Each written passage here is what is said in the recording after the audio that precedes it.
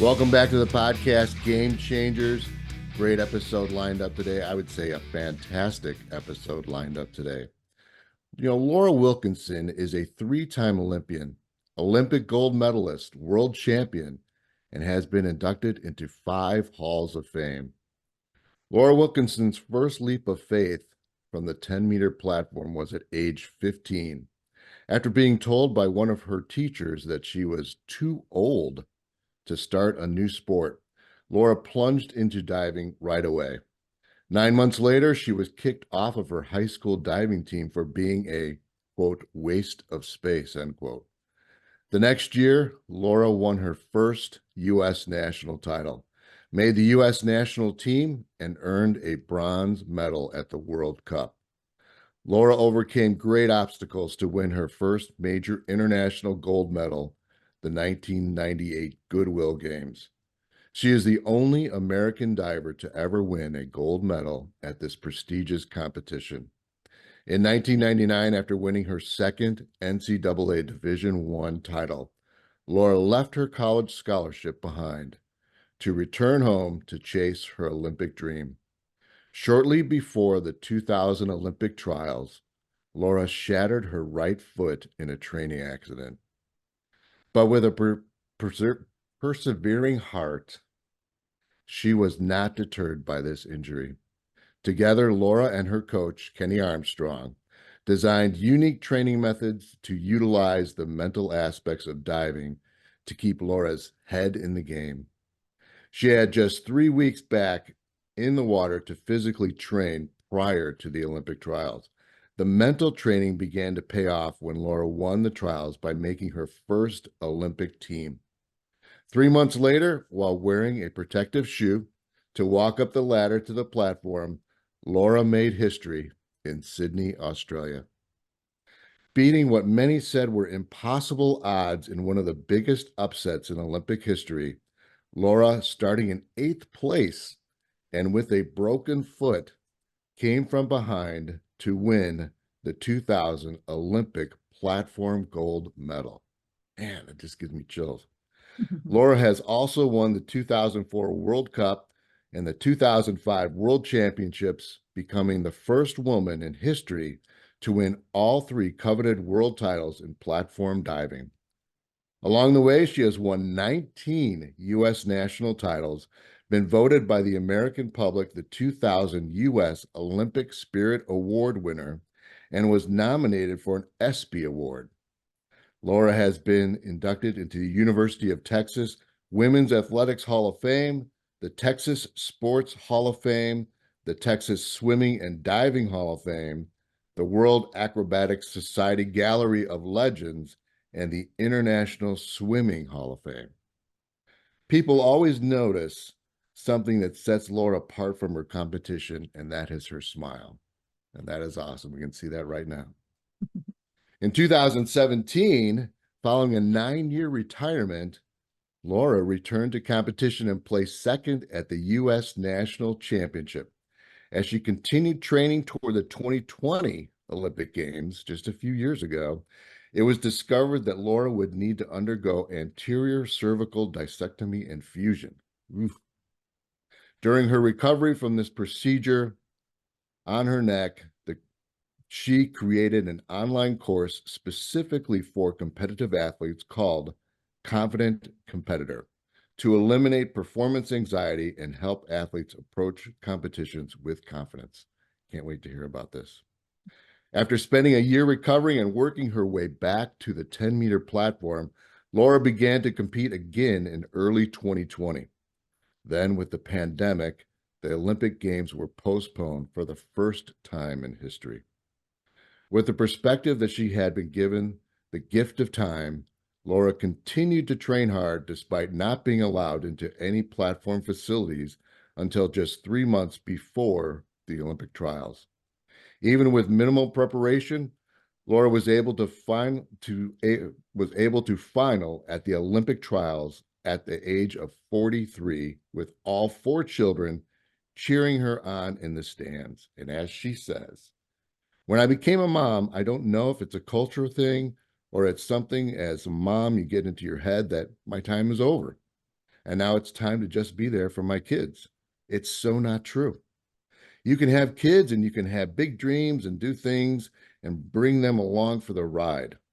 When they get to watch you and be part of that experience with you, I mean, that speaks so much louder to them than if you just are telling them how to live.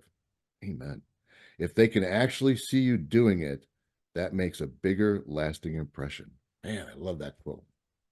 Laura wrote a book called Life at 10 Meters, Lessons from an Olympic Champion. Each chapter highlights Laura's mindset and focus as she grew, competed, and trained to ultimately reach the pinnacle of sport.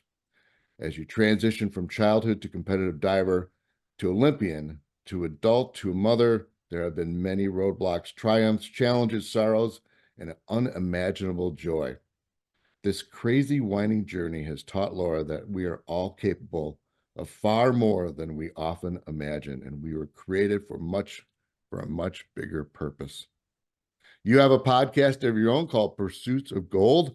The podcast seeks to equip athletes with the most effective tools that will help them reach their biggest goals in sport. Through conversations with elite and Olympic athletes, I've listened to many of your episodes. They're awesome. You've got to check it out. Again, it's Pursuit of Gold. And in your conversations, you unlock physical, mental, emotional, and spiritual tools that shape the whole athlete and generate peak performance. With all of this elite athlete experience and wisdom, Laura has been coaching competitive athletes of all levels, ages, on mindset and high performance, from overcoming mental blocks to pushing past plateaus, to growing confidence to eliminate competition anxiety. Laura has gained a new passion for seeing athletes from all sports break through and crush their goals. I love that. And you are also wife to Eric and mommy to 4 amazing children by birth and adoption from China and Ethiopia. Laura, welcome to the podcast. What an awesome, awesome bio. And I just can't wait to get into our conversation and learn more about you and all of your Olympic success. So Jeff, thanks. Thank you for having me on. It's a little overwhelming sometimes hearing your life read back to you on paper, but it's pretty cool. So thank you for that humbling experience. Oh my gosh. Well, as I was going through your bio, and I thought, I got to read this. I'm going to read absolutely everything because I want everybody to know all of your accolades, everything you've done. I mean, it is amazing. What achievements, and you have so much to be proud of. Well, congratulations on everything you've done. Thank you. I appreciate that. Laura, tell us, growing up, I mean, what was it like? When did you get in your childhood that competitive streak and you were like, man, I'm going to go do something awesome? Well, like a lot of people, I was watching the Olympics when I was a little kid. It was 1984. It was in the United States. It was in LA, and Mary Lou Retton did that iconic perfect 10 vault. And I said, I want to do that. Like, I wanted to go to the Olympics and stand on top of the podium for gymnastics. Like, I wanted to be a little Mary Lou, like hundreds of thousands of other little gymnasts, or today they're watching Simone Biles and doing the same thing, I was one of those kids. And, I grew up in gymnastics, loved gymnastics. It was my first love, I like to say. So you started out in gymnastics. It wasn't diving. Oh, nope, okay. No. And I loved it. I really I had those big dreams. But come to about 13, 14, realized like I was not at the level I should be at to make those big dreams come true. Like I was kind of a realist a little bit, but I still had that like burning desire. Like, I want to go to the Olympics and I want to win. Like I just was driven to do that. And I was like, well, if it's not this sport, I have to find a sport I can do that in. So I tried a bunch of other sports and activities until I finally found diving. End of my freshman year of high school is really when I started. You're too old. Old? Yeah, I had started drill team my freshman year of high school, which is like the dance team. I was trying to figure out things because that was just part of my background, dance, gymnastics, and I loved it and I was really good at it. And when I told the instructor I was going to leave to try this diving thing, she told me I was too old at 15 to start a new sport. And I just laughed and I was like, well, I started this last year. Like, how am I suddenly too old? I thought it was ridiculous. Yeah. Absolutely. I'm glad you laughed it off and just went forward. I mean, come Yeah. What the heck is that thinking all about? And then to be Yeah. called a waste of space, to me, that would be like, all right, bring it on. Yeah, my So high school years were not my favorite. Like that freshman year, I was told I was too old. My sophomore year, I was kicked out of there. I lost a half a credit of school and told I was a waste of space because I just took up a lane from the swim team because I showed up every day, and he didn't like that about me. So it's hard, like looking back as a young athlete and seeing what young athletes go through today. Like when somebody of an authority figure, like a coach, who you're supposed to like listen to and look up to and trust, respect, yeah, when absolutely. that person is telling you these things, I mean, you're going to go one of two ways. You're going to believe them and kind Yeah. of cave in on yourself, or you're going to say, I disagree with you. I'm going to defy you. And fortunately, I recognized what they were saying was only their own issues and not mine. And so I went the defiant route and said, I will prove you wrong. And it lit a fire under me, which turned out to be great. Which But is it awesome. also gives me caution to the words that I say. And like sometimes I think people say those things offhandedly, not realizing the impact their words carry. Like words are heavy, and they like Oh, obviously it's 30 years later and I still remember these, and it still can make me really upset. So and I Laura, didn't even listen to absolutely. them. You know what Yeah. absolutely infuriates me is when I hear coaches uh, talk to kids in such a demeaning manner. They have no idea the impact that they have on these kids. And I can tell you, I remember things that my coaches said to me, and I'm a lot older than you are. So we're going back a long, long ways. But the impact that they make on kids is so profound. So now that you are in the situation where you're coaching others, I'm so glad to hear you say how important it is, because we need coaches like you who are going to inspire and be positive. Mhm. Not just like everybody hands out a participation trophy. That's Right. not what I'm That's saying. not good either. No, but we have to be able to lift up our kids and give them the confidence so they can achieve, right? I mean, they Yes. can move forward, they can do what they want to do and not be stifled and put down and feel like a loser, because Right. that's not And it helpful. right. And it doesn't mean there's not discipline or there's not like, okay, I've got Absolutely. to really tell you what you're doing and give them the hard, honest truth sometimes. But you can Right. do that in a loving manner and you can be disciplined in a loving way. Like you can handle these things much better, and I mean, we're all human, we all make mistakes, but just to be aware of the gravity of your words, I think is powerful because it makes you think before you speak. And we don't often do that, especially when we're online these days, right? Oh my It's goodness. like you would never say half the stuff that's online that people write online, they would never say to a human being to their face. So part No, of me is like, put your no, phone down, go have a conversation in real life, and let's see how that goes. absolutely. Right. So thinking back, talking about coaches that really inspired you and made a difference in your life, what did they do to make that difference? What happened? Who were some of those coaches?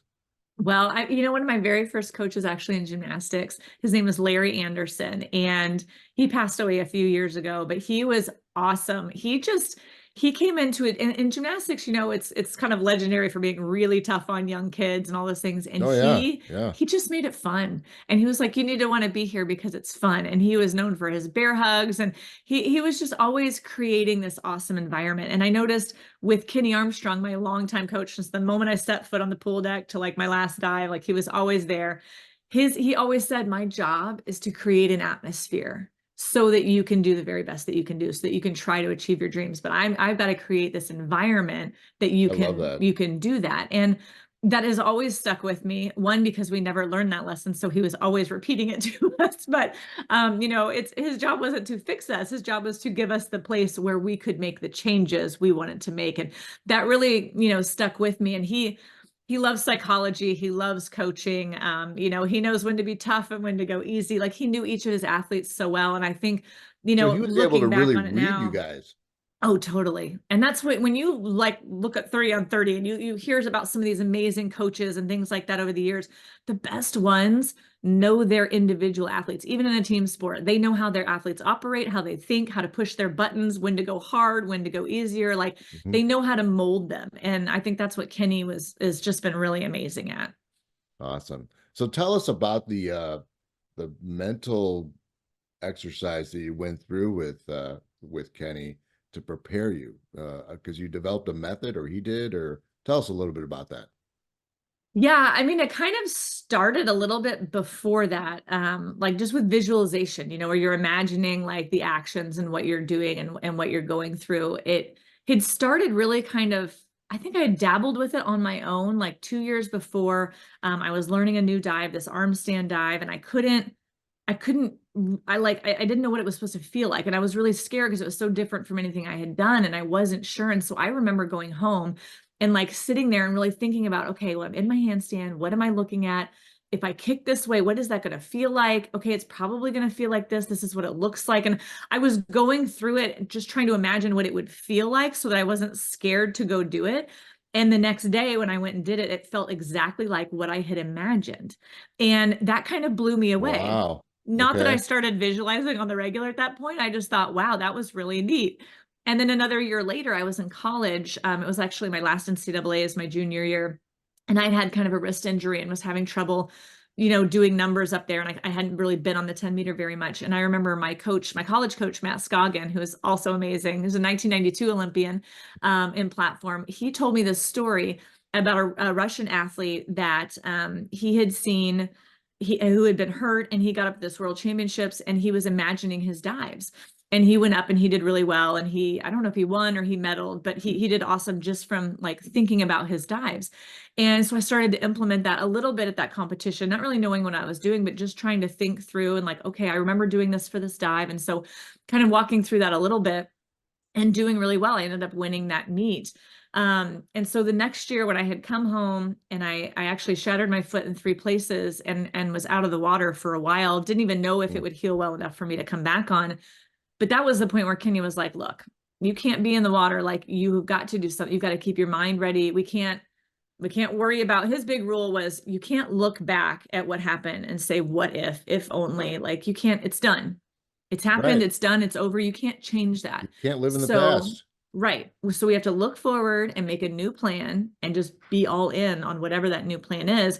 And part of that new plan was this visualization. And it wasn't just like sitting at home imagining my dives. It was also going to the pool, him holding my crutches as I hopped all the way up the ladder to 10-meter on my one good foot and shimmying my way out to the end. And I would go through the actions of my dives. He would coach me from the pool deck. So I was going through the actions. I was imagining it. I was studying video. I was visualizing at home.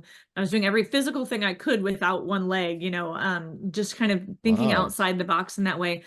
But after spending So 6+ hours a day on 10-meter, I mean, you don't just visualize your dives once or twice and that's it. Like, I went to town. Like, I tried to think of every way I could visualize, in first person, in third person, like watching a video. I made up competition scenarios. I knew who my competitors were. I knew what dives they did. I knew the order that they did them. I would imagine all different scenarios. Like, okay, I'm coming from behind. Okay, I have the lead. Okay, what are they really good at? What am I really bad at? Like, how do I get ready for this? And during that time, I was just bored, just trying to fill in the time.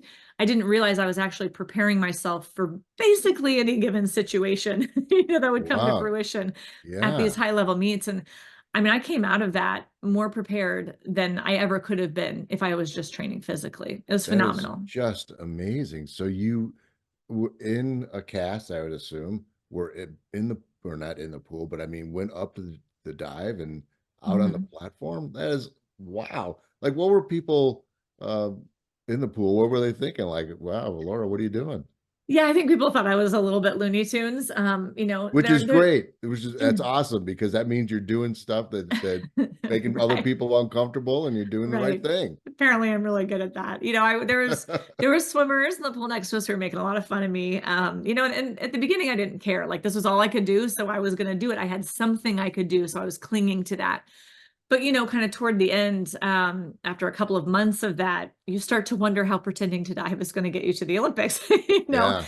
And Yeah. the doubt started to creep in at that point. But one thing that was really cool, I didn't realize that all my little teammates had been watching me for those days, those weeks, those months. And, they were younger. I was 22 coming out of college. They were anywhere from like 8 to 18. And they were watching me day in and day out. And I think they were starting to believe in what I was doing. So That's cool. when I You had wanted a to give huge up, impact on your teammates. these kids supported me in those moments that I started to doubt. just saying, hey, I think you've got this. Like, I believe in you. Keep going, and it would come to the point where I would do like one of those pretend entries into the water, and they'd be on the other side of the pool going, I didn't see a drop of water. I'd give it a 10, and they'd start clapping and cheering. And I'm just standing on the 10 meter, not doing anything. But it probably looked crazy to all the parents watching, but I felt like I was part of something. I felt That's like I was okay. part of the workout again. I was part of the team. They didn't let me quit, and I think that was a real turning point for me, because it was kind of, I was at the end of my rope. And how close are we to success when we just Yeah. give up, right? Because we feel like we're at the end.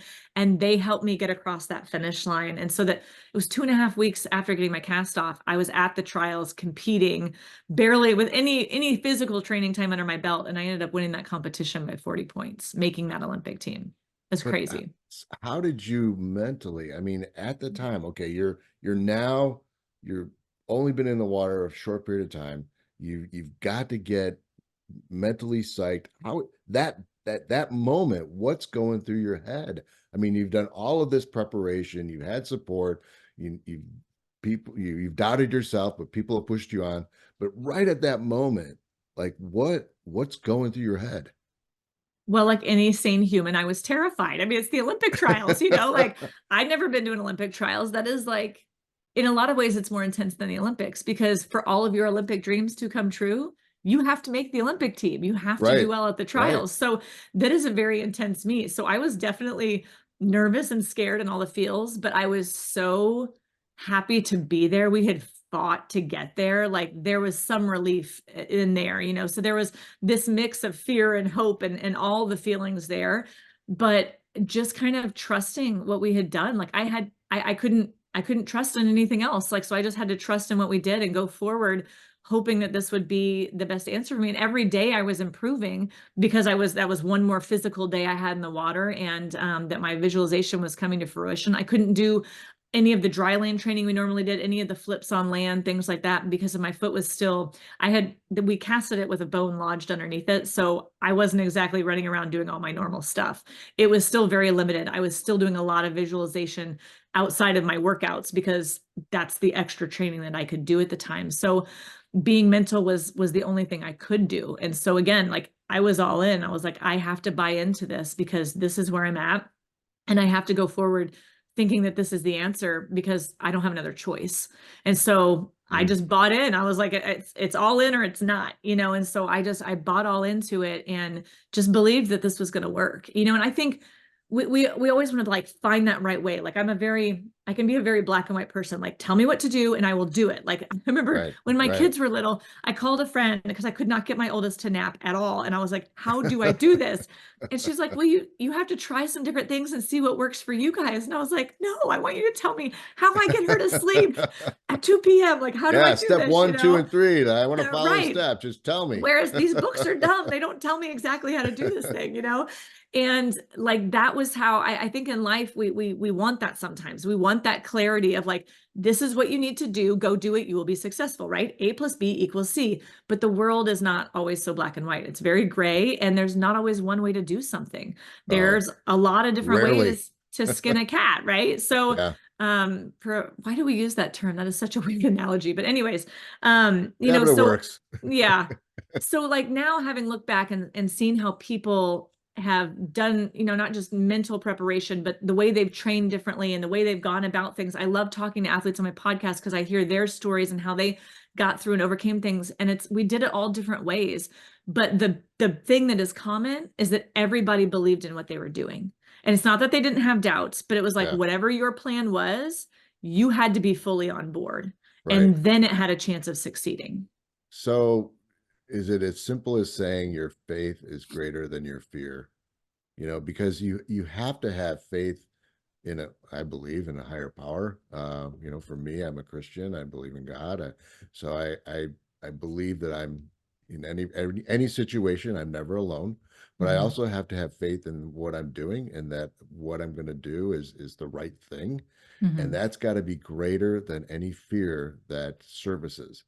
And Definitely. when that fear creeps in, uh man, it can just be overpowering. And then the next thing you know, it's like, where'd my faith go? Mhm. So how do you do you have some of those similar thoughts as well? I mean, tell us a little bit about that. How do you keep your fear at bay? Definitely. And fear is huge in my sport too. And I've dealt with a lot in my life. I lost a lot of people close to me at a very young age. And so there's always been a lot of fear around that, in my life too. So I've definitely dealt with fear a lot. And it's God has showed up in some incredible ways in my life. But it's not that I think he's some genie in the bottle. And I think that when I have faith in him, I'm just going to win all this stuff. I'm going to get all this money. Everything's going to be great. Like, It's not how it no, works. I have faith in him when I'm bawling in my living room with my foot shattered in 3 places and I can't see the next step in front of me because I know I'm in the middle of the storm, but I'm not alone. And he's Yeah. there with me in it. And I know there's purpose in what happens. Like, what the enemy can use for evil, God can turn into good, and he can have purpose in it. He makes beauty from ashes.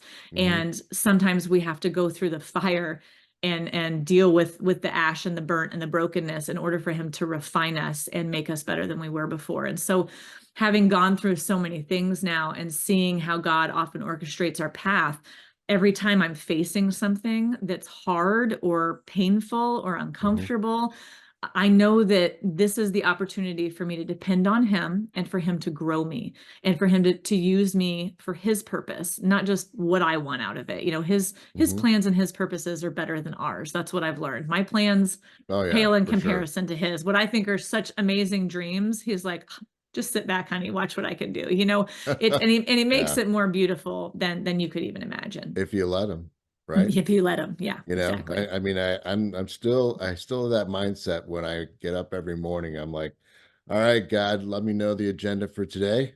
What's the plan so I Hmm. can do everything that I'm supposed to do. And that's not how it works. Yeah. Yeah. I'm on the like, this is my plan, God. Why don't you come along with me? And he's Right. like, oh, no, that's not the plan, Laura. Laura, Come on. Laura, Like, Laura. That's listen not. first and Yeah. then start walking, Yeah. but So when you had the broken foot, did you have a strong faith back then? I mean, that that had to have been devastating. well, I grew up in the church, and I thought I got it pretty early, but I don't think I fully got it because I definitely walked away. I saw people, act in one way outside of church, different from when they were in church. So I thought hypocrites, right? And I left and became just like them, saying I believed one thing but living my own life. And it wasn't until like after my sophomore year in college that I really had this opportunity of repentance and really kind of Hmm. just coming to the end of myself and giving my whole heart to God. So I was really about 2 years into, I would say, really my faith journey at that point, and really trusting him and reading and trying to grow in that way. Without much community around me, I felt very isolated. I didn't have like a college group, and then I came home and I was training alone. So often I would just be at my parents' church with their 55 plus Sunday school group. And honestly, that is one of the places I felt the most welcome in my entire life, with all these older people, my parents' age, Yeah. who could have cared less what I went through. They were welcoming me with open arms. It was awesome. And so I feel like I Yeah. grew a lot in that group, but was still kind of a newbie in my faith at that point. But yeah, it's Well, so if that, sometimes I grow slower than I would like to.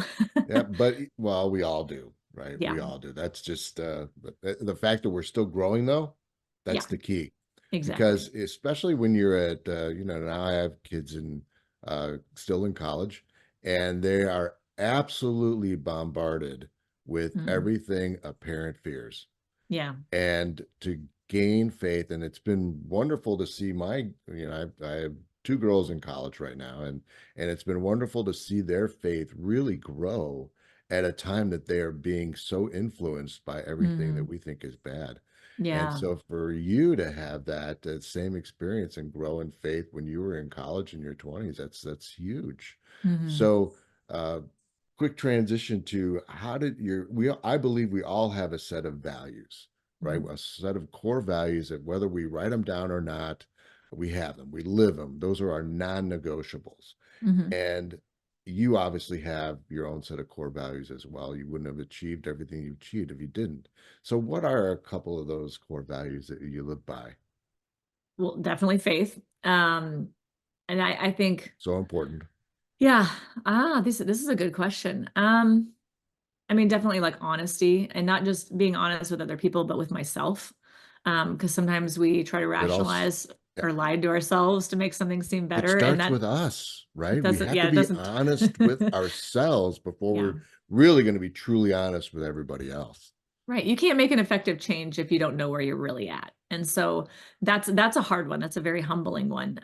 But I think also being humble would be a huge one for me to Hmm. always put myself under whatever I'm facing. Definitely under God. I'm looking up to God. I'm not looking down at what he can do for me. So I think coming from a place of humility is huge. And just love, like loving with compassion, understanding that because sometimes it's hard to get out of our bubble. And I'm not saying we don't Oh love yeah. people, but like we get sucked into our own little world, especially now with self-love and selfies and self-care and self this and self everything is self. But like we need to love With outside no of ourselves. accountability, Right. We right? need to love outside of ourselves. It's not just about us. So like recognizing where people are, not just asking how they are and walking away, but like really listening to how they're doing, being there for them. Yeah. I told my husband sometimes I feel like I'm the triage person. Like I tend to get people when they're like at a really rough place and I see them through that. And then it's like I never see them again, but I feel like that's the part I tend to play for people is being there in the really hard. But we all need somebody there for our really hard. We shouldn't walk that alone. We're made to be in Oh, community. I firmly believe there's no way that we can get through life on our own. I mean, Yeah. obviously, faith, God is with us all the time. We know that if we have a strong faith, but we also need our own little group of trusted advisors, if you will, who Hmm. will tell us those things that we need to hear, not that we want to hear, but that we need to hear. Hmm. And those are the people who really care and love us, Hmm. and will tell us what it's going to take to be a better person, grow in faith, or Hmm. forget about yesterday, live for tomorrow. I think Yeah. it's so important. You said it earlier. Forget about the past, right? Hmm. Learn from the past, live in the present, plan for the future. And it's Yeah. so important, and we dwell on the past. Yeah. And it's not that we need to forget the past, but we can't live in the past. We have to Correct. live right Yes. now with Yeah. plans We'll for the learn from the future, but we have best. to, Yeah. yes, learn from it for Absolutely. sure, but don't Yeah. live there. Yeah. Right, right. So Mhm. for those kids today that are, seeking to be the next champion, um, what's your message to them? Because I feel like uh, society is bombarding them with things that are not true and not Mhm. helpful, and they need to hear a true message that's going to help them not just be, potentially a champion, but be a better person, Mhm. be a good contributor to society and live Yeah. in faith. So Yeah. what is your message to the young folks today? Turn off your phone.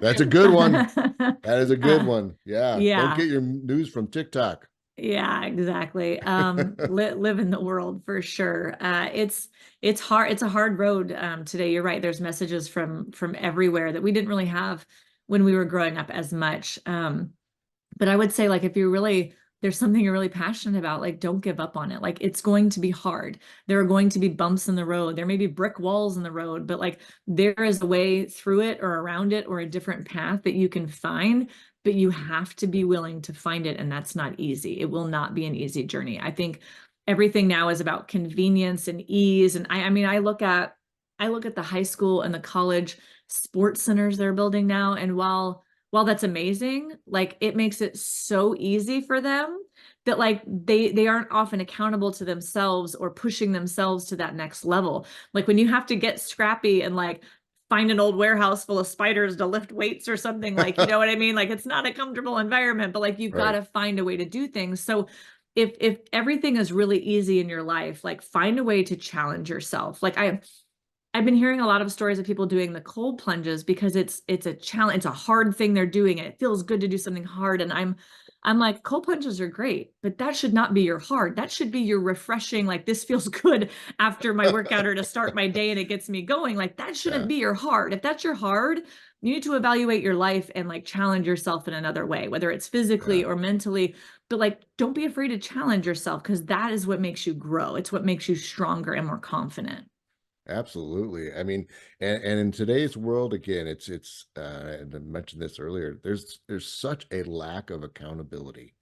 Mm. And, kids are not just kids, but are adults. They're so quick to just say, well, it's not my fault. I Mhm. didn't do that. Or, something happened where, I'm not. I'm not accountable to that. And we have to bring our kids for sure, but adults as well, back to this. We are accountable for our actions. We have to take responsibility. Mhm. We have to make the world around us a better place. How are we going to do that? And I think it's wonderful that you're out there coaching young people and making them into champions. So tell us maybe a success story or two of some of the young people that you've coached. Well, just watching them realize what's really happening. A lot of times kids will have like mental blocks, like especially in acrobatic sports where they feel like they can't go or they can't do something.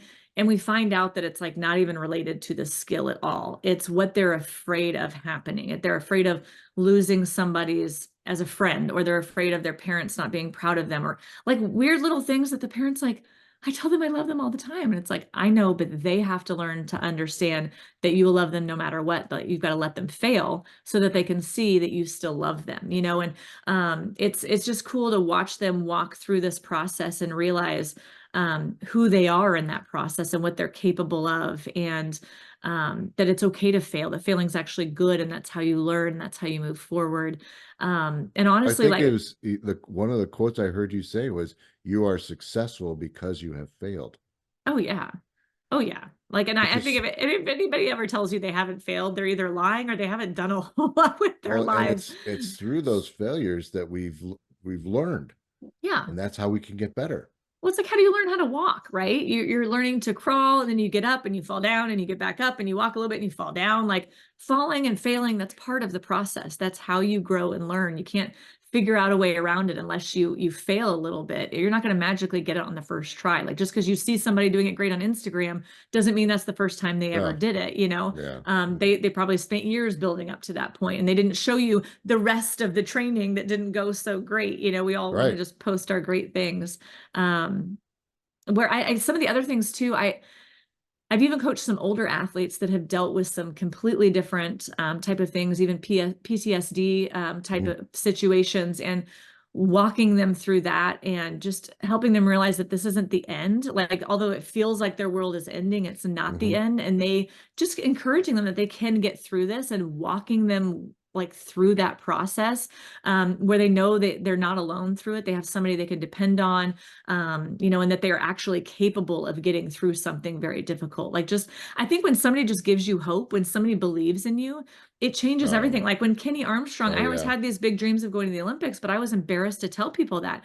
And when I actually told Kenny, and he didn't laugh at me, and he was like, okay, well, if that's what you want to do, we need to do X, Y, and Z, yeah, and we need to go. And it was like, oh wait, I can do that, and he actually believes that I can do this thing. I think a lot of times we just need somebody to believe that we're capable of doing a big thing in order to do it. We just need to know that somebody else thinks it's possible.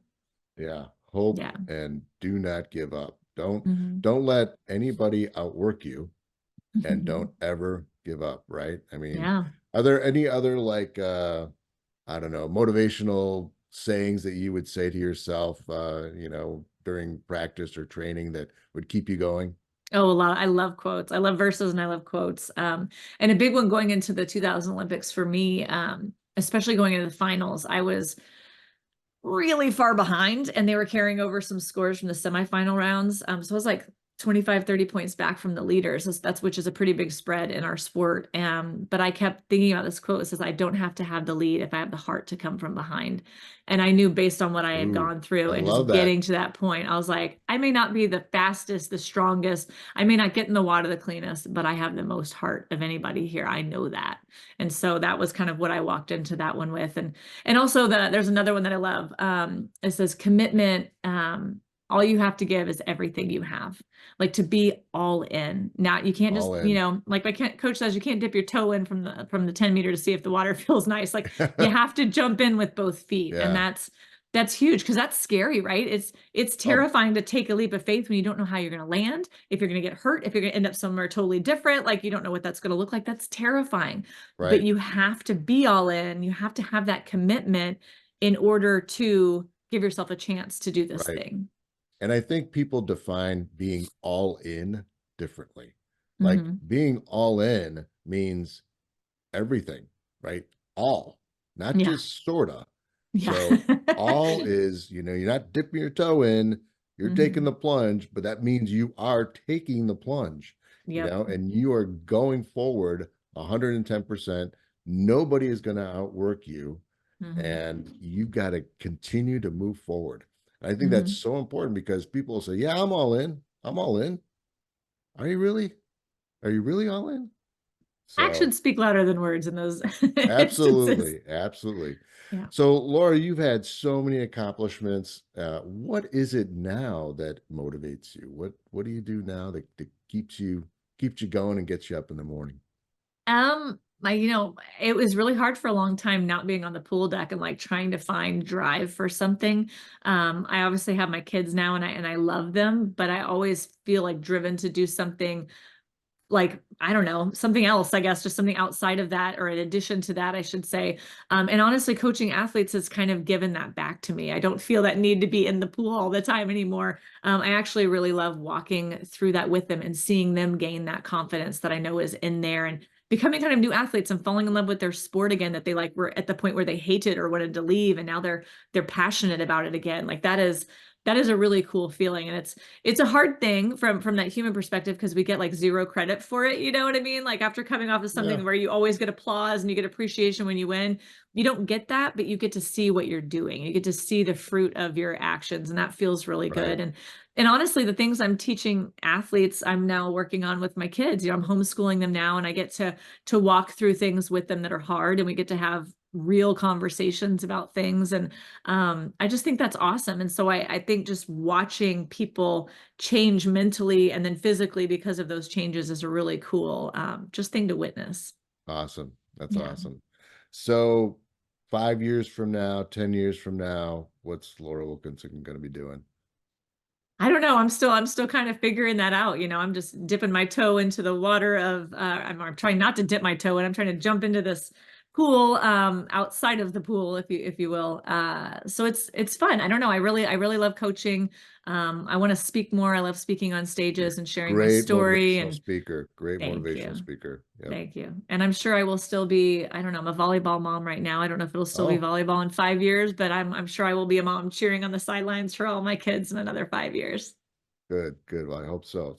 So one of the things getting to know you a little bit as you're so passionate about being a mom and being the best person you can possibly be.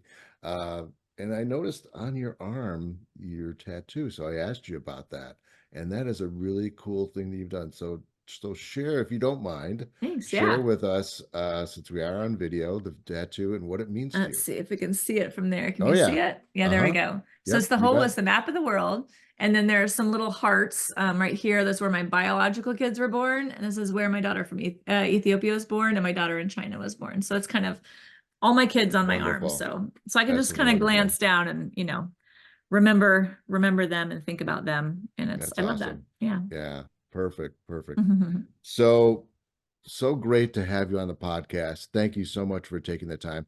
How do people learn about you and how to get in touch with you for, maybe getting you on for motivational speaking or to listen to your podcast? Yeah, you can find everything at laurawilkinson.com. That's kind of where I live. Podcast is linked on there. My social handles are on there. I keep getting hacked on Facebook, so go to Instagram if you're on Oh, Instagram. But if you want a freebie too, Facebook if is kind of crazy right now. I mean, every time I go onto Facebook, it's like, what is happening here? So yeah, Facebook's always been a little crazy. yeah. But yeah, and from there too, I've got free guides. If you go to laurawilkinson.com/learn, you can get one of my 3 free guides. You can link to the podcast from there. Yeah, and there's the stories on the podcast, I'm sure much like your own, are very inspiring and encouraging, and they're also full of resources and tools to help you improve and grow. Well, you had one, just I don't give it a plug. You were talking about transition with Hmm. one of your guests and how important it is to go from your sport and then transition to something else. And that's not always easy. Hmm. So yeah, Yeah. definitely listeners out there, give it a listen. It's a pursuit of gold, and Yes. it's definitely worth your time to check that out. So Thanks, Jeff. Laura, again, thank you so much for being here. We wish you nothing but great success going forward, just as you've had in the past.